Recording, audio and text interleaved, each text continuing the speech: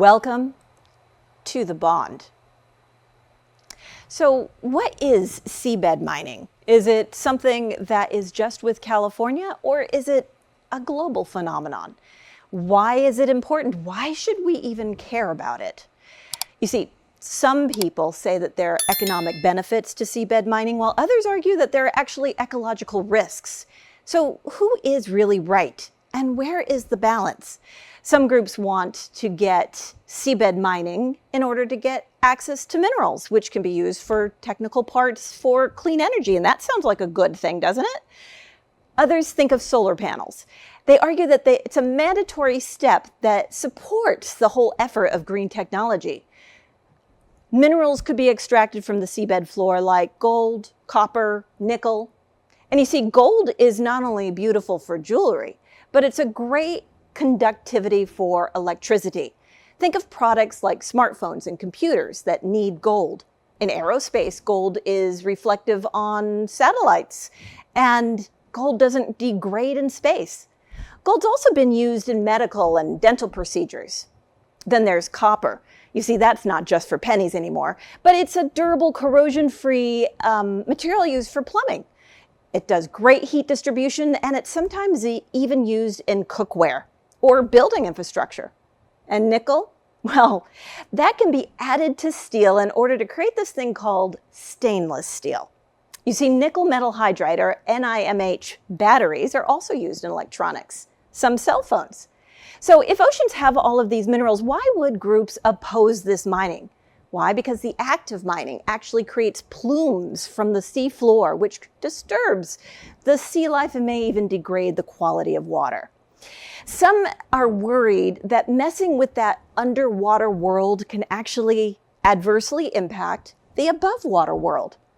And California has a few assembly bills in the works to address these sorts of components, to find that balance so that anglers and manufacturers and other groups will have those guidelines in order to protect the marine life so that we can enjoy fishing. You see, if you reach out to your local assembly, you can ask them what the guidances are for your area.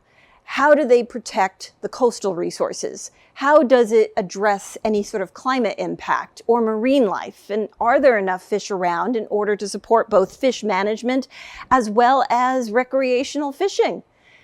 Washington State actually has a ban on seabed mining, only for hard minerals in state waters. You see, the law prohibits the issuance of leases for hard minerals within the Washington waters. I think it's something like 3 nautical miles from shore. Soft minerals now can be dispersed and scattered around the seafloor. The benefit of hard minerals is that they can be found in very concentrated areas, which make it much easier to mine. Although they're not only found amongst hard minerals, these soft minerals can also extract REEs, or rare earth elements. And these have a unique property, which right now, separating REEs is a very, very expensive above water on land process. It's a very expensive process. You see, there's lots of advocacy organizations which act to protect the environments, and the importance of conservation is so that we can all enjoy that bond with nature. Another way to bond with nature, well, think of national parks. And did you even know that there were free national park days? Imagine being able to go into one of our glorious national parks all over the United States for free. It's an open invitation, and the reason for it is to basically lure you out of the city, shake off that tiny claustrophobic office space that you have, and immerse yourself in nature. You'll feel the caress of the soft breeze against your face and get a better appreciation for the majesty of nature. And you may say regulations are really a drag. They impact the bottom line. And that's very natural to think that from a business point of view. But there is one thing that we want in business. Think of owning a restaurant. You have an obligation to your customers to provide them not only delicious but safe food. And what happens if the source of your fish is actually contaminated? Aren't you responsible for that as a restaurant owner? Wouldn't your reputation be damaged? And if your reputation is damaged from serving bad fish, that means you would actually lose business. So in a way, some of these regulations actually keep businesses afloat because it ensures that your reputation as a contract owner is actually still sterling. So yes, there are regulations about fish health, and that could keep the whole food chain clean. You eat the fish, and the fish has eaten something else, and you want that entire chain to be clean. Think about what would happen if a fish ate polluted, drug-infested waters. What happens if the sea life in that area contains contaminated water, which has trace elements of those drugs? That means whether you eat a vegetable or you eat a fish, you still get that bit of drug that your body doesn't want in there. So really obeying these sorts of coastal preservation, conservation regulations helps us all. When California had an instance once with trout being tainted, we wanted to make sure that we had integrity in our waters, and we dealt with it. When a business which wants to teach beginners the art of fishing, such as sourcing live fish or trout from a local hatchery, they need to also know that they have a good reputation. That hatchery, which supplies fish to, say, restaurants, needs to make sure that their fish are safe, even if you're doing a catch and release type fishing day. You want to make sure that you're staying within the guidelines and that you're official. An official business is something that we want to talk about today. But official business, where the fish in official is actually spelled F-I-S-H. And there is an official business spelled with the fish inside official, which wants to create character in people and teach them about those elements that help you bond responsibly with nature. And you see the logo for official business? Well, in heraldry, there is something where you cross the coat of arms. It's symbolism. It means salterwise or symbolism, which means that placing anything in an X shape from the word salator is a noun which is used from the 1400s, referencing St. Andrew's cross. Around the 1560s, it meant leaping or flowing. So whenever you see a sign that has that cross, it means something that emanates from it, something that flows from it. So here, if you have the heraldry of, say, a fishing pole crossed by a rifle, it means from that flows responsible hunting and fishing. So crossed swords are symbolic of war. A crossed rifle and a fishing pole could be responsible outdoor activities to start providing food for the local community. And these are the tools that are used to do that. It sort of implies unity, teamwork, cooperation, working with your entire village. So did the rifle in this logo mean shooting fish from a barrel, or does it mean something else? And I had some questions. So I had a chat with the owner of Official Business.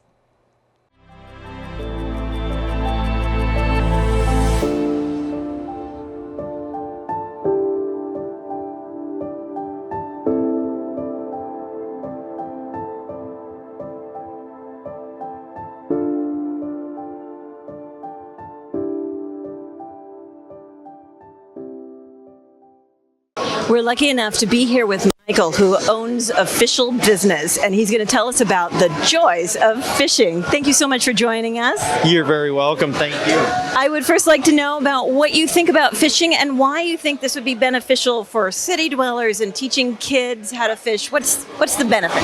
So one of the benefits is I mentioned to you on a phone conversation was more tackle boxes, less X boxes. Excellent. Get the kids out in nature. It's very beneficial. Some of the other communication we had was of the joy, just the serenity. And with that, it's just brings a more peace of mind, gets kids away from the violence, the drugs, the gangs, gets them out to be with family, friends, in a good atmosphere. So they learn small accomplishments and they get that confidence from being able to catch their fish. Exactly. I mean, today I had a customer or client, I don't know how you'd want to say it. This is their 5th year coming back to these ponds. Really? Out of 8 years. And why did they do that? Why do they say they are so attracted to this above ground trout fishing? Their kids was the very first fish they ever caught, and every year it's almost like a guarantee that the kids get to catch it and keeps them hooked on it. So yeah, it's a pretty good smile for us. That is great. So do you think that fishing in general impacts your mood? Oh yes. I can be in a bad mood, much like a lot of my friends that do this, go out and it just, you end up coming home, even without catching anything going, I feel better. Lets your mind relax, lets stuff just rinse away. So can you tell me a little bit about how you do the sustainable fishing? Because you come over here, where do these fish even come from? So we're friends with the owners of Jess Ranch. Robert's a great guy, and they are one of the best, in my opinion. You can have an opinion. Right? Hatcheries in California. And they help us out with this. So they bring the fish down. On Monday after the show's over, they come back, pick them up, and then take them back and rehab the fish so they continue to live out a healthy, happy life again. That is fantastic. So do you ever teach the proper handling of how to use a hook or a lure or anything like that? How extensive is what you do here? So here we're just catch and release. We tie all the hooks. We do all the hard work and just let the kids enjoy that. Get them hooked on fishing. You get the hooks to hook them on fishing? Okay, so how widespread do you think this concept is of above ground fishing? Pretty much any show of this size will have this setup. We've had schools contact us. We've had other smaller events. I've even had people for like corporate events contact me to set this up. So regular adults want to learn how to fish. So do you think there's something to sort of having a city dweller learn something about nature in a safe place? There is. Kind of go on that. There's the old term of you can teach a man or give a man a fish, teach him to fish, he'll eat for a life. Same type of concept. Teach him a skill. This is a skill. And so what do you learn from this skill? I mean, besides fishing, what character do you learn? You can learn a lot. Patience, values. You can also learn the weather patterns affect the fish. Oh, so tell me a little bit about that. So how fish behave based off of what the weather is? Water color, air temperature, darkness, lightness, all affects colors of lures, colors of baits to use. Of course, natural baits are always a better one, but artificial baits, it gives you a better skill set to have to trick that fish into thinking that's a real bait. So there's a little bit of science involved in this and a little bit of magic, it sounds like. Yeah. So what are some of the unique challenges or the rewards that you have with this sort of a business? This here for me, like this show, for example, is the smiles of the kids. Yeah. And seeing kids come in here, and this is going to sound bad, but crying when they are leaving because they keep wanting to fish. Oh, because they don't want to leave. They want to stay and they... And catch another, and catch another. Oh. So at the end of the day, for me, watching families, watching kids learn something, get excited about something, that's what it's all about. So are you saying that this is a real sort of family bonding experience where people can get out of the office and really connect with nature? Yes. Okay, but can you tell me a little bit more about a story of where someone's life would have been changed with fishing? So I reached out to two really good friends of mine in the industry. One owns SoCal Fishing Buddies, which is a Facebook page. Okay. He has been in and out of rehab from a younger age. Fishing has changed him. Now he is one of the #1 Toys for Tots suppliers. Really? Or I should say fundraiser gatherers for Toys for Tots at Children's Hospital through that. So you mean that he had a bad childhood and instead of perpetuating it, after he learned the skill of fishing, he decided no child is going to have a bad childhood if I can help it? More so after high school into his early years, fell into the wrong group of people got his life straightened out by fishing, and now he uses the fishing to give back to the community, especially the children in need. Wow. And then my next one is the T-Bird. It's the sport fishing boat, which I've also captained. Okay. In fact, I'll probably be next month running that boat for a couple trips. But the owner of that boat was a hardcore alcoholic. And Kenny, I talked to him. He says, yeah, you can use my name, man. You're good to go. And he goes, by owning this boat and watching these people, he goes, it keeps me, he's 30 years sober. The art of fishing has kept him sober because it's something he can do when he feels frustrated, and it's a healthy, wholesome activity. Yes. That is fantastic. So can you tell me how Offishal Business actually started with its name? So many years ago, 2007, I started a forum page, an online website basically, and people can share stuff. I thought, oh, be a cool name. Okay. That's where it originated, and I wanted to play on words. I didn't want something else. I have other friends that own much bigger websites in the industry, and they're like, it's kind of cool to play on words. Right. It's memorable how you have the word fish inside Offishal by using the sound alliteration. So I think that that's a great idea. Now, I see that your logo has looks like a gun and a reel. Can you tell me a little bit about what that is about? So we do hunting, fishing, outdoor activities, camping. We do it all. So you do more than just fishing.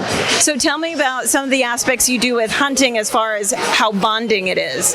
What do you teach? Do you teach responsible hunting? Do you teach kids? What is that part about? So I'll give you an example. This past deer season, we were in Utah. A friend of ours from California came up. He drew a tag, and we took my two youngest kids, 4 and 5, and when we were out scouting, we stopped, we were glassing, and they actually spotted the deer for him, told him where it was. Archery, bow and arrow. He went ahead and harvested his deer. My kids tracked it for him, followed the blood trail, and came up with him and made the best memories. He goes, man, this reminds me of my daughters. His daughters are my age, and we're all in our 40s now, so he's like, dude, this is awesome. He goes, I don't even get to do this with my own grandkids. And my kids helped skin that deer out with him. So you're really creating some sort of memories. And also it sounds like you're learning a lot of life lessons with all of this, with patience and teamwork and a lot of character building. So do you think that when kids are growing up that they'll remember these lessons and apply it to their everyday life, even if they get a corporate job? I believe they will. And I also believe that as time goes on, they may drift away, but that is etched in their heart to go out and have those memories of their own at some point. To have that respect for nature. Correct. And that's what it's all about, is the circle of life. Nature, we got to preserve it. We got to keep adding to it, not just take everything away. So let me just ask you this. Is there anything else that you would like to chat or share with the audience? Oh, we can sit here for a long time. And talk about a lot of stuff, back to the ancient days of fishing to... So what is the history of fishing, and how do you think it became to be so accepted? I mean, if people used to fish for survival, right? But now, nobody who's surviving here, it seems very recreational. It's both. You take the charter captains, for example. That's their livelihood, to get people to catch fish. So there is still some of that. There is some survival going on? That's how these guys are making their paychecks. What was it? It's 40,000 years of the art of fishing has evolved. 40,000? So tell me a little bit about that. So it's evolved all the way from basically tide pools like the Hawaiians used to use to trap the fish, to making nets, making fish traps, cages, to hemp and wool line. Oh. It's endless. we could spend hours on these. Okay. But if somebody wanted to learn about that, would they want to charter a trip from you and that would be part of the trip if they wanted to be educational? Never went that route, but I'm sure I could put it together. So do you ever get any scientific type questions? Once in a while, and I'm not real good at those. That's fine. I loved science and I loved biology in high school and college, but now it's just more of a passion to do the sport past the generation of that I've learned on and go that route. And what final parting thoughts would you like to leave our viewers?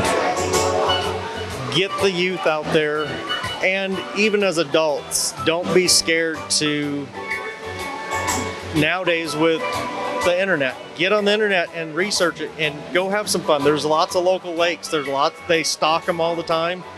Also, the final thought about this comes from a paper I did in college. Okay. Hunting and fishing licenses are very important for conservation. Tell me more about that. So when you buy a hunting license, you buy fishing hooks, for example, fishing line, there's a tax on that that goes back to conservation and nothing else. So that money goes into conservation efforts into the wilderness? Yes. So the Department of Fish and Game in California, DLNR in Hawaii, Utah, etc., all these places, they tax all that, and that money goes back to the public lands, the public fishing, hunting, conservation, and helps with all of that. So that's something to remember. A lot of people don't buy a hunting or fishing license, even if you only use it once that year, a fishing license, for example. That $25, $30, there's a lot of that money that goes back to the state. So do they ever make the actual licenses or stamps on the licenses artistic so people want to collect them? So on that one, yes, the duck stamps for duck hunting, it's a $5 stamp and it's mandatory to buy it. And every year it's a different artist and a different bird. Really? Yes. So they get really beautiful pictures that people want to collect. Yes. So that's a great way of getting people to actually buy the license. Is it not just an ugly stamp? It's a beautiful piece of art. Correct. I probably have 15 different duck stamps in my collection. And is that part of your hunting? Is the duck hunting? Yes. And what types of duck is it mallard or what? Let's see, I've had teals and I've had redheads mounted. I've had mallards mounted. But it's more of a time in the mornings. I mean, you're out there in the cold dark setting up decoys and then just watching these birds fly. Sometimes there's days I've never even taken a shot. That is so fantastic, though, that you have that experience. Now, I just have one last question. Do you ever teach people how to cook what they catch? Yes, we do. All the way from sushi to cooked oven baked. Oh, we do that as well. We grind all of our own meat at our house. We butcher all of our own animals. So yeah, we can help teach somebody how to do that as well. That is fantastic. Well, I see that the crowds are actually growing a little bit, so I will let you go. But thank you so much, Michael, for spending this time and helping us understand another way of connecting to nature. Thank you, and I'd like to just let everybody know that the Pacific Coast Sport Fishing Show does put this on for us and has us manage this. Berkeley Power Baits is one of the huge sponsors that the reason they do this is for what we do for the kids, and that's what. The fishing tools? Yep. So. Excellent. Thank you so much. Thank you. And that's yet another way of understanding how people can bond with nature through both fishing and hunting and responsible conservation and making sure that you actually pay those licenses. Join us next time. Thanks for here.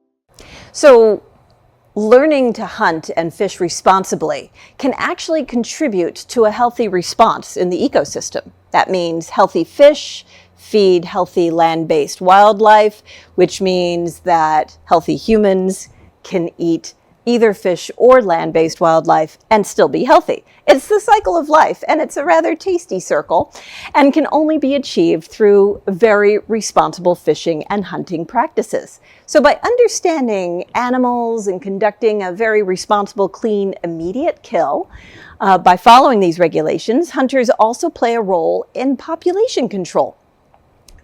You might be a chef to a yummy meal. You might make sure that the whole animal is used in order to minimize waste, bones, everything.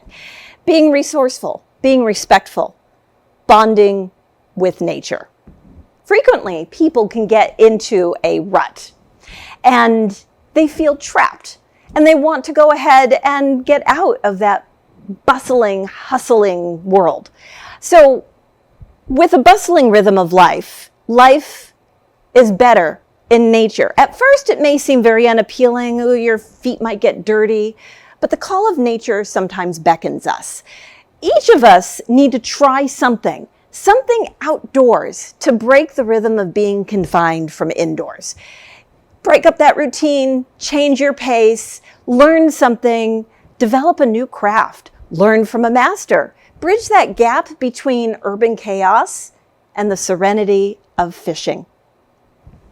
So fishing isn't just about catching fish. It's about patience, strategy, and understanding. And city dwellers can learn the art of fishing, and they can gain character. They can build fabulous personality traits, and they can transcend that concrete jungle and learn about how to go ahead and bond with nature. You can always learn something new.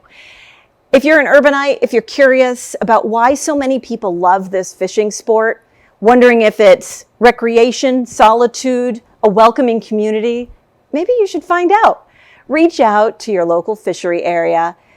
Let the troubles of the day just sort of roll off you and move forward. You see, Offishal Business is going to share their knowledge on everything from the right equipment, if you're a seasoned angler, or teaching you everything from the basics if you're a beginner. And maybe you can ask Captain Mikey yourself about how you plan on welcoming nature into your life, even if you are used to comfortably just staying at home and watching some videos on TV. Maybe Captain Mikey can help you plan that escape from your sofa and get out into the world. Get out and learn a sport. And even if you just want to go on the boat ride and you don't really want to get your hands dirty, that's okay too. But I'll bet you anything, once you try it, you might just get hooked on this very timeless tradition. It might just lure you into nature by bringing nature to your doorstep.